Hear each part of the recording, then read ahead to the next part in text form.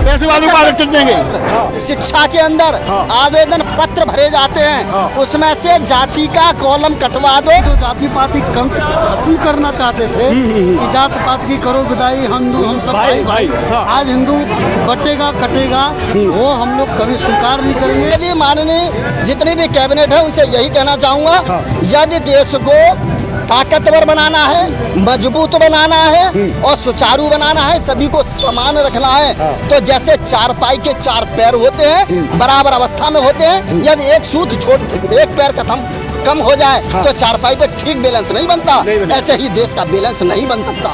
जानता हूँ कि शांति तुल्यम तपो नास्ति संतोषानाम परम सुखम असंतोषानाम परम दुखम, पर मेरी शांति का धैर्य का इस प्रकार से परीक्षा न ले कि मैं अपना धैर्य और खुदा कोई बड़ा नहीं होता, समाज से बड़ा कोई नहीं होता, राष्ट्र से बड़ा कोई नहीं होता। ये जो जनसैलाब आप देख रहे हैं ये समाज का आह्वान है। अगर समाज की बात सरकार मानती है तो जहाँ था वहाँ रहेगा। आरक्षण गरीब के लिए होना चाहिए। महाराज जी ठीक है, बच्चों का मनोबल टूट जाएगा। जो पढ़ने वाले बच्चे हैं ना वो पढ़ाई सब छोड़ देंगे। इस वक्त मेरी मौजूदगी राजधानी दिल्ली के नॉर्थ ईस्ट इलाके में है, जहां लगातार वैसे तो पूरे देश भर में यूजीसी के विरोध को लेकर तरह तरह के वीडियो, तरह तरह के विरोध सामने आ रहे थे, लेकिन आज ये विरोध की जो चिंगारी है ये नॉर्थ ईस्ट में फैल चुकी है। और इस वक्त मेरी मौजूदगी शिव विहार में है, तो सीधे जनता से बात करेंगे और जानेंगे कि यूजीसी का विरोध जो कर रहे हैं क्या उनकी ये जो आज उनका जो ये विरोध है क्या सरकार तक उसकी आवाज जाएगी या फिर क्या कुछ होगा। महाराज जी का सीधा रुख करते हैं। महाराज जी शुभ नाम जानना चाहूंगा सबसे पहले। महंत मंगलदास उदासीन। महंत जी जरा ये बताइए कि जिस तरह से यूजीसी का विरोध अब पूरे देश में किया जा रहा है, वहीं आप संत समाज से हैं, भाजपा के फायर ब्रांड नेता भी है योगी आदित्यनाथ, क्या कुछ कहना चाहोगे कि यूजीसी कुछ सोच समझ कर ही तो सरकार ने बना, क्योंकि आप लोगों के ही समर्थन से कहीं ना कहीं भाजपा सरकार बनती हुई देखी जाती है। लोगों हमारा समर्थन, हमारा आशीर्वाद था सरकार बनाने में और आगे भी सरकार को आशीर्वाद रहेगा। पर ये कानून ला करके जो हम रात दिन समाज को कहते थे कि समरसता लाओ, सभी वर्ण व जाति के लोग एक होकर के समाज और राष्ट्र के काम करें, आज यह कानून ला करके छोटे छोटे नाबालिग बच्चों के साथ में भेदभाव करके उनको जेल में जाने का कार्यक्रम किया जाएगा। पर महाराज जी वो लोग तो कहते हैं हम काफी समय से प्रताड़ित थे, अब ये हमारी बारी आई है, अब सरकार हमारे लिए काम कर रही है, तो फिर मतलब ये जो स्वर्ण लोगों को क्या परेशानी आ गई। सरकार का ऐसी कोई अंधभक्ति हम लोगों के साथ नहीं है कि सरकार कोई भी ऐसी कानून ले आए हम उसको स्वीकार करेंगे। कानून आप वो लाइए जो समाज को, राष्ट्र को जोड़ने का काम करे, तोड़ने का कार्य न करे। यह कानून समाज को तोड़ने का काम कर रहा है, समाज में जाति पंथ का काम कर रहा है। हम जो जाति पाति खत्म करना चाहते थे कि जात पात की करो विदाई, हिंदू हम सब भाई भाई, आज हिंदू बटेगा कटेगा वो हम लोग कभी स्वीकार नहीं करेंगे। अभी ये मेरा सांकेतिक प्रदर्शन है, उग्र प्रदर्शन का भी और रूप धारण करना पड़ा तो करेंगे। लेकिन महाराज जी लोगों का ऐसा स्वभाव है, लोगों का कहना है कि संतों का जो मामला होता है वो होता है केवल शांति के लिए, तो आप ही लोग धरने पर या ऐसे प्रदर्शन में आ जाओगे तो फिर कैसे। ये मैं जानता हूँ कि शांति तुल्यम तपो नास्ति संतोषानाम परम सुखम असंतोषानाम परम दुखम, पर मेरी शांति का धैर्य का इस प्रकार से परीक्षा न ले कि मैं अपना धैर्य और आपा खो जाऊँ।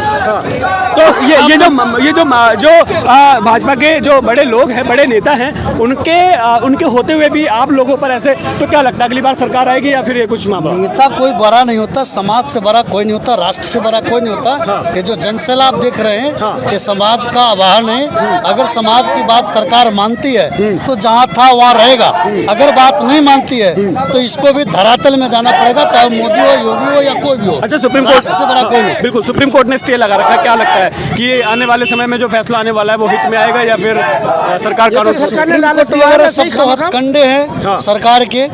थोड़ी दिन के लिए ये स्टे ऑर्डर लग गई है ताकि लोगों में जो भरमेस फैल रही है वो शांति हो जाए, ताकि फिर वो काम कर दे। इससे हमारे मांग पूरा नहीं हो रहा, पूरी तरीके से ये कानून रद्द कर दिया जाए तभी हम शांति से बैठेंगे। अच्छा, क्या ये होते हुए भी जो आरक्षण की बात है, क्या आरक्षण पे भी अब कुछ लोग क्या पूरा हर कुछ सब कुछ मांगे, कोई ऐसा कानून स्वीकार नहीं होगा जिससे समाज में अवेयरनेस पैदा हो। मेरे साथ बाबा मौजूद है, एक बार बाबा से बात करने का प्रयास एक स्वर्ण जाति का मानुष गरीब है, उसके लिए आरक्षण है नहीं। आरक्षण गरीब के लिए होना चाहिए।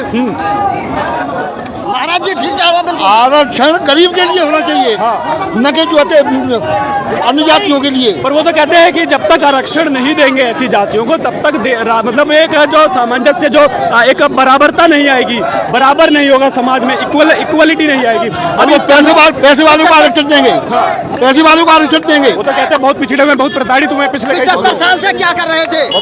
75 साल से ये भारत सरकार क्या कर रही थी? इतने दिन से बराबर पर नहीं आए।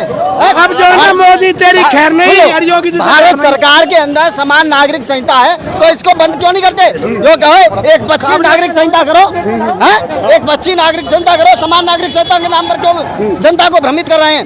इनको समान नागरिकता संहिता के आधार पर सभी को बराबर का दर्जा देना चाहिए, और यह दर्जा जब दिया जा सकता है, मैं आपके लिए बता रहा हूँ, ध्यान से सुन लें और इसको मीडिया में प्रसारित कर दें। ये कटेगा नहीं महाराज जी, अब आप जो बोलोगे ये कटेगा नहीं। सुन लो मेरी बात। जितने भी पंजीकरण होते हैं नौकरी के अंदर, शिक्षा के अंदर, आवेदन पत्र भरे जाते हैं, उसमें से जाति का कॉलम कटवा दो, और न जाति आगे जाएगी, न कोई किसी को जाति सूचक शब्द बोलेगा, न किसी को आरक्षण होगा, न किसी की भेदभाव होगा, और सब समान हो जाएंगे। लेकिन अगर ऐसा होता तो डॉक्टर भीमराव अम्बेडकर काहे करते हैं सर? क्या करते? ये जो आरक्षण लाए थे वो इसी के आधार पे लाए थे ना, कि 10 साल के लिए लाए थे, 70 साल के लिए लाए थे। 10 साल की जगह पे 15 हो गए, 20 हो गए, 25 हो गए, आखिर कितने हो गए? एक बच्चा 90%, 95% लगा रहा है, एक 40% पे नौकरी लगा रहा है। इसका कौन मतलब है? आरक्षण को माइनस में जो नौकरी लग रही है, ये कौन सा कानून है भाई? देश खोखला नहीं होगा, लकड़ी घुलेगी नहीं, लकड़ी घुलेगी तो उसमें बैठ जाओगे आप क्या? नहीं, बिल्कुल देश घुन जाएगा तो आप चला लोगे देश को? नहीं चलेगा। तो फिर घुले हुए धुन क्यों लगा रहे देश के? महाराज जी जो लोग कानून, आखिरी सवाल आपसे, जो लोग कानून बनाए हैं ये लोग, उनको क्या कुछ कहना चाहोगे? माननीय नरेंद्र मोदी, पूरा जो कैबिनेट पास किया उसको क्या कुछ कहना चाहोगे? मैं नरेंद्र मोदी, माननीय जितनी भी कैबिनेट है उनसे यही कहना चाहूंगा, यदि देश को ताकतवर बनाना है, मजबूत बनाना है और सुचारू बनाना है, सभी को समान रखना है, तो जैसे चारपाई के 4 पैर होते हैं, बराबर अवस्था में होते हैं, यदि एक पैर कम हो जाए तो चारपाई पे ठीक बैलेंस नहीं बनता, ऐसे ही देश का बैलेंस नहीं बन सकता। इसलिए सभी को बराबर करना चाहिए, सबका साथ सबका विकास जब होगा। कटेंगे तो कटेंगे, समझे? बात खुद ही रहे। तो इसलिए जब बिना आरक्षण के डॉक्टर भीमराव अंबेडकर जी 45 से 48 डिग्रियां प्राप्त कर सकते हैं, तो क्या है बिना आरक्षण के ये नहीं पढ़ सकते? एक बात बताओ, आरक्षण है ठीक है, और जब भी ये पीछे हट रहे हैं तो क्या करोगे? देखो, जन्म से लेकर के आरक्षण दिया, पैदा होने पे तो आरक्षण दिया, शिक्षा पे तो आरक्षण दिया, नौकरी पे तो आरक्षण दिया, प्रमोशन पे तो आरक्षण दिया, तो अब आकर के यूजीसी पे भी फिर आरक्षण हो गया। आखिर इनको कब तक मारोगे भाई? गर्दन है लंबी है, उसको कब तक काटोगे? हैं? इसका मतलब बच्चा पढ़ रहा है, पढ़ करके आ रहा है, उसको आगे बढ़ना चाहिए, तुम उसको काट के पीछे फेंक रहे हो, ये कौन सी नीति है? इससे बच्चों का मनोबल टूट जाएगा। जो पढ़ने वाले बच्चे हैं ना, वो पढ़ाई सब छोड़ देंगे। क्या करेंगे? इतना % नंबर ला करके मैं कुछ नहीं कर पा रहा, 40-50% नंबर